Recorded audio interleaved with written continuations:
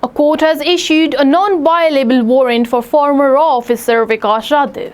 The warrant was issued after Yadav, who was named by the US in a murder-for-hire plot, failed to appear in court for an alleged kidnapping and extortion case. The court has scheduled the next hearing for October 17.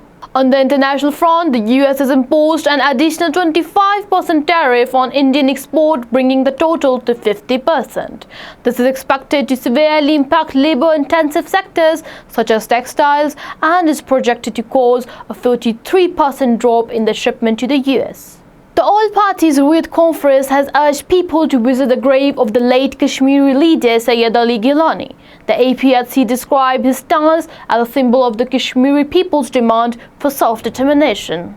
Moving to a serious situation on the ground, Indian illegally occupied Jammu and Kashmir is on flood alert. Continuous heavy rainfall has caused rivers to swell and the Jhelum River has crossed the flood declaration mark in Islamabad district. Communication services, including phone and internet, are also disrupted for a second day due to severe weather.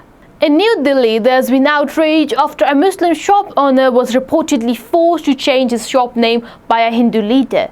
Social media users are questioning the conditions for Muslims to operate businesses in the capital following the incident.